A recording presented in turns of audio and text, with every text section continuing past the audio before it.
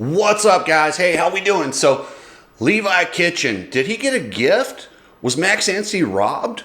And what is going on with your defending champion, Tom Vialle, running around there in like 4th or 5th place and looking like a 4th or 5th place guy? I hope everybody is enjoying the nano samples. I'm telling you, this stuff is that good. So send me your address, put your name, address, and email, just like P. Davey right here. And then email me at chriscookseymedia@gmail.com and I will send you out a sample of Nano Xtreme. Don't take my word for it, try it yourself. And when you're ready to order it, make sure you use code Cooksey at checkout and get free shipping. Check out Coach Rob's YouTube channel. If you haven't subscribed to Coach Rob's YouTube channel, I recommend it. There's so much good content from Jeremy Martin to vet racers, amateur racers, anything you ever want to know fitness-wise. Coach is your guy. So head over to the Coach Rob YouTube channel and give him a subscribe. You need people like me so you can point your fucking fingers and say, that's the bad guy. So I'm starting with the 250s today because that was a wild finish. It was crazy. I've never seen that happen in this sport where they red flag it with 7 seconds on the clock. And now in 2024, the rule read 90% of the race was completed. It was a completed race. That was changed in 2025. Unfortunately, the broadcast never got that memo. When they did this in Tampa, they put up the old rules on the screen. But I went back and listened to it very close. Mike Pelletier did explain it the right way, but they had the wrong graphic on screen. Hopefully they can get this straightened out, but that's where a lot of the confusion came from. And it's bewildering to me that they have the AMA accessible anytime they need to lean on them for information. Now, I'm not blaming Ricky or Weege for this. This is up to the people feeding them information in their headsets. They should have told them exactly what the rule was or brought on Mike Pelletier to explain exactly what the rule was. Isn't that what he's doing in there? So I don't blame those guys for not knowing it. I didn't know it. I was assuming they were under the 90% rule. I didn't know it had changed. And instead of listening to Mike Pelletier at Tampa, I looked at the graphic and read what it said on the screen. But where my question comes in is, are you serious? This dude, McAdoo, is down on the ground. He looked dead. Like, it was terrifying. He looked like instantly you knew he was hurt really, really bad. And he's at the end of a whoop section. The least controlled part of a track are the whoops. Guys think they know where they're going, but it is the most likely spot for somebody to lose it and come across. And it's not like you can do the red cross and roll whoops. It just doesn't work like that. So him in that spot is bewildering why it took them 2 minutes to decide to throw that flag. And with 7 seconds, I would think just wait an extra 7 seconds and do it and be done. And I had some people at the stadium telling me McAdoo was sitting up with his helmet off on the track. They let him take his helmet off before they threw the red flag. That to me is unforgivable. You cannot have an injured rider sitting in a dangerous spot with his helmet off in La La Land while the track's still hot. You just can't do it. I don't understand why they didn't throw that sooner. Somebody needs to tell us some answers on that one. And I don't know why or what the delay was, but we're talking 2.5 laps. Apparently, towards the end of this, 2 minutes, he had his helmet off. I will never fault the AMA for throwing the red flag too quickly. Now, if they threw the red flag and McAdoo hopped right up, okay.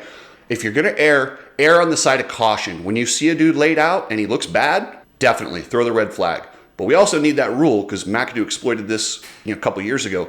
If you're the cause of the red flag, you should not be able to re-enter the race. And I probably should have looked at that before I did this video, but I'm pretty sure that is how they changed the rule after he exploited it back in the day when he did his front flip, caused a red flag, and then still raced the race. But poor Max Anstie, this race was over. He had won this race. It was done until they did the red flag, and then he was in a 3-lap sprint.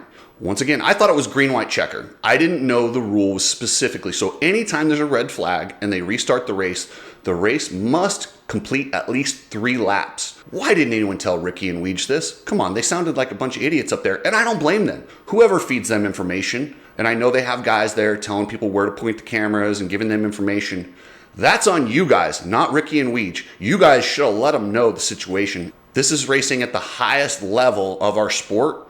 Come on. You're trying to tell me you guys don't even know the rules and you have an AMA official right there you can ask? That's just unforgivable. But Max knew he was in for a 3-lap sprint race with Levi Kitchen, who just got second life. And now this was super important for Levi Kitchen, because if he gets second, while that's a good finish and it's a nice rebound from Tampa, the one guy he cannot afford to lose points to is Max Anstie. So right now, after winning, that's a 9-point difference. Had Levi Kitchen finished second, we're talking about a 15-point gap. I'm not saying it's insurmountable, but that's a big cushion for Max Anstie, and that was a major swing in this championship. And I understand Max's complete frustration, but he should have taken it out on Levi Kitchen. When they come in there, when Levi's passing him, he's on the outside. Max played nice. He shouldn't have. You think Hayden Deegan would have? You think Vince Friese would have? That's for a race win. It's not the first lap of the main event where you play kind of nice. This is at the very end for all the marbles, and a dude goes on the outside of you on a big bull turn. You park him. Max Anstie blew it by not sending Levi Kitchen over those tough blocks. That's what he should have done, and that's what I think a lot of people are probably going to be questioning why he didn't do that. They'll say, oh, it's good sportsmanship. Well, I'll tell you what, nice guys do finish second. But I loved his post-race, I loved the speech afterward where he called out the team owner. So if you ever want to win a crowd, particularly in a place like Detroit where they're working class citizens, make fun of your boss. That is the easiest way to win over a crowd. Take a shot at your boss. Everybody can relate to that. We've all had a boss that we don't like. To hear Max Anstie publicly smash Bobby Reagan, it's going to be a little bit awkward when he goes back and sees him again, but I think Bobby will be okay with it. The things I've heard about Bobby, he's borderline ruthless. This guy does not have a filter. The things that I've heard he's said to riders when they're performing badly, keep in mind, this is the same team that when Jeremy Martin didn't qualify to Supercross, they left him at the stadium. So yeah, Bobby Reagan, if you're going to throw stones, you can't live in a glass house. I have to think he'll probably tell Max, yeah, don't do that in public to me. But I don't think he's going to be that pissed. As this championship plays out, if Max Anstie loses by 6 points or less, we can look back at this one thing where he should have parked Levi Kitchen. That will be huge. So unless he wins by more than 6 points, wow, that was a huge mistake by Max Anstie not to get aggressive with Levi Kitchen. He absolutely should have. I don't think anyone would have said anything. It was within racing etiquette, going for the win on the last couple laps. A guy goes on the outside of you in a bowl turn like that. Come on, man, you gotta park him. And if he does that, RJ gets by. But RJ got by anyway. But Max had speed on RJ and he was able to get right back past. So I have to think he parks Kitchen and then repasses RJ. He's the winner and he has a giant point lead. Probably a lot bigger than 15, because if Kitchen goes down, that point lead stretches. And that's the guy that Max really has to worry about for this championship. It was a huge blunder by Max Anstie. Thanks to his kindness, Levi Kitchen got the win bonus, and he is very, very alive in this East Coast Championship. So when they did that 3-lap restart, I was looking for RJ Hampshire to do RJ Hampshire things and go bananas. He didn't. He rode very smart, ended up third. He's digging out of a hole. After he had that wrestling match with the tough block or tough corner marker, which that's all on RJ. Those big ones, if you're going to get stuck on that one, that's on you. Those are not dangerous. Those are actually what I like to see out there, the big round ones that don't grab your pegs as much. If you're going to go straight over that thing, that's on you, RJ, if you want to have a grappling match with that thing. But RJ losing points to both the major contenders, Kitchen and Anstie, in this championship, it was a nice rebound to get on the podium, but man, he is looking at an uphill battle to end his 250 career with a championship. I'm not saying he can't do it, because we got 3 East-West showdowns, but RJ's 23 points down. And let me put this in perspective. He's only 4 points up on the guy who was knocked out and caused the red flag. He's got himself a big hole to dig out of. And speaking of the championship, the defending champion, Tom Vialle. So if I was new to Supercross and you took me to Detroit and said, oh yeah, that's the guy that won the championship last year, that guy that's getting completely handled by these top 3, you'd be like, what? No, how could that guy have won the championship? He doesn't look that good. He doesn't look like a guy that could win a championship, but that's how he's riding right now. He needs to. I don't know if he's still shaken up from that humongous crash he had at Tampa. He had a big one in practice there in the whoops. I don't know what's going on with him, but he is not going to defend this plate if he cannot find some more speed. He is not on the same level as those top 3 guys. Check out Ride Strapped. Best goggles, glasses, shirts, and come hang out with us in Daytona the Sunday after the Supercross. This week, I should have a website where we're going to take people and just sign you up. We got about 20 spots. We're going to hang out, bench race, and just have a good time. And I'm trying to get some special guests there. Coach Rob will be there. Come meet Coach Rob. And I'm trying to get some riders. It depends on who's still going to be there on Sunday. So sign up, and we'll see you guys Sunday after Daytona. If you're shipping anything, use Precision Transport. This is the best shipping company, family owned. They believe in customer service, good tracking, great people. So if you need to ship anything, hit up pretransport.com and they'll get you dialed in. Check out Motobilia, some of the coolest memorabilia for all motorcycles. And they are giving away an Rick Johnson signed jersey. And yeah, I'm gonna have Rick on soon and I'm gonna try and get him to re-sign that jersey because he signed it, but it's kind of faded. Rick Johnson jersey giving away in February. And then in March, Motobilia has contributed a Red Bull Cooper Webb helmet. Yeah, you heard that right. So make sure you join as a member. We got about 145 of you guys now. So you got a 1 in 145 chance at winning one of these two items. So Carson Mumford, man, I am a huge fan of this kid. When I see him ride, I see a guy with some extreme talent. At times in the main events and the heat races, he looks like a guy who should be battling for wins and podiums.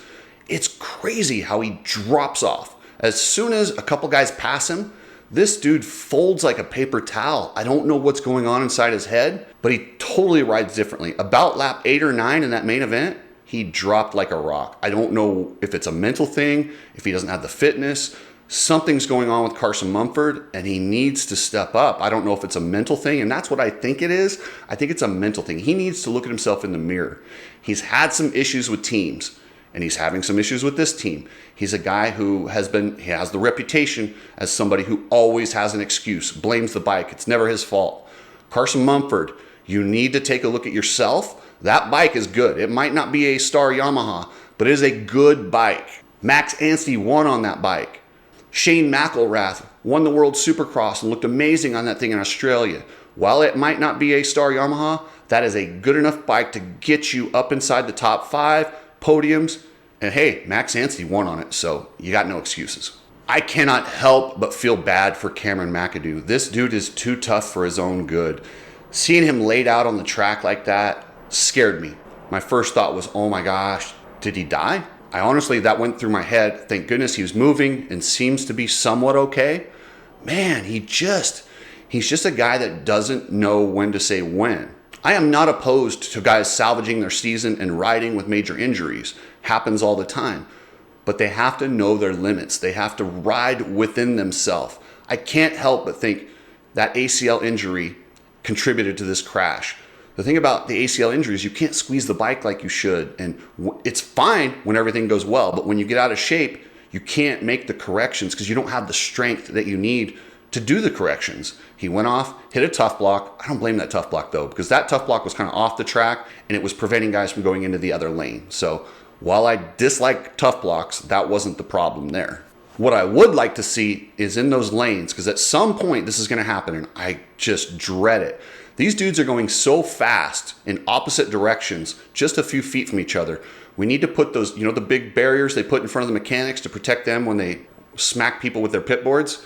Those big pads, they need to line the lanes with those. It's great advertising and it will keep guys from crossing. And the tough blocks almost claimed Austin Faulkner in practice. He hit one and had a nasty crash. It's despicable that they won't fix this. I do not understand. We don't know how, we don't have a solution. Here's the solution. I did the homework for you guys. This is what the Paris Supercross uses. Here's the email. Contact this gentleman and get more professional looking and safer course markers. This is the email. This is the gentleman. And I can't help but notice these things look like they would actually fold down. I think they have 3 semis full of those tough blocks that they track around all these races. Yeah, let's eliminate that. Let's bring it down to 1 or 2. You're going to save some money in the long run. Yes, it's going to cost to buy new markers, but if you can drop one of the trucks that you're hauling to all these races, yeah, that's going to save you some money in the end. So not only would this make it look better, it's safer, and it's going to save you money. And I know Feld loves saving money. So Pro Circuit reported that Seth Hammaker had food poisoning. And while I have no reason to question this, I kind of do. Pro Circuit, that's their go-to anytime somebody's not feeling well. Seth Hammaker has had issues with chronic fatigue in his adrenal system. And anytime something like that happens, Pro Circuit, instead of telling us that he's having those types of issues, they just tell us food poisoning. Remember Jet Reynolds, when he was having those issues, he had food poisoning for like 6 straight weeks, which is impossible. So if you wonder why I question when Pro Circuit tells us it's food poisoning, because they have a history of not telling us the truth. So it might just be food poisoning, but I don't think so. I don't think Mitch Payton understands or believes when guys say they've got chronic fatigue. I think he just thinks they're not working hard enough and he pushes them harder. There's a history of guys on his team running themselves into the ground. I can't help but think this is another case of that, but time will tell. Special congratulations to a couple guys that made their first main events. The American Psycho, Mark Finnis on the Club MX team. I was stoked to see this guy get in there. He's been working his butt off, and that was his first main event, so congrats, Mark Finnis. An HBI rider, Aiden Shive. This is a shoestring budget. HBI has not got any support from the factories like they had tried to get. They are out there just helping a couple kids and doing it to the best of their ability, but it is expensive to go racing. And with no factory support, I was happy to see Aiden Shive get in the main, and those guys deserve it. They're working their butts off. Matt Bell, the team owner over there, couldn't be a better person. So congratulations, HBI and Aiden Shive. So Max Volan continues his bike issues. Now this is a weird one because he's got that nerve damage in his leg and he's using the handbrake, and the clutch didn't even survive the heat race. He got inside the top 10, but I have to think he's probably out there babying the clutch to make sure it lasted the entire main event. So while they figure this out, I look for him to get considerably better as they make these clutches survive and kind of learn. This is something all new for them as far as learning how to use, a handbrake with the auto clutch and the different things they're doing on that bike. But when they get that dialed in, man, Max has so much bike skills. Seeing him in the whoops doing like the mad skills, just wheeling out of them, man, he's talented. And I have to give credit to Ricky Carmichael. Yeah, you heard that right. Apparently he listened to Grant Langston. Ricky, you sound like a cheerleader. Like, put your pom-poms down and analyze.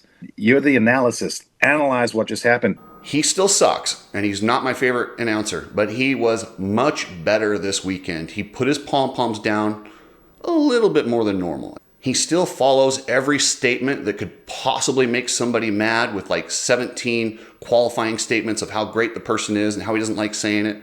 Just say it, dude. Just say it and let it go. If you make somebody mad, so be it. You're the greatest of all time on a dirt bike. Check out Alias gear. This stuff looks so awesome. Funny story. Justin Starling, he's the Alias rider that they have. He's the only one in Supercross, I believe. They gave him some gear that he's supposed to wear in about a month when it drops. It's not on the website. It's not available to purchase. They said, hey, here's this really good looking gear. It's like black with some high vis. I loved it. I even texted him. I was like, dude, I love his gear. And that's how I found out he wasn't supposed to be wearing it. So that gear won't be available for a little while. Man, Alias is awesome. So head over to Alias MX, check out their stuff, and support these guys. They're making a comeback with this gear, and it looks really good.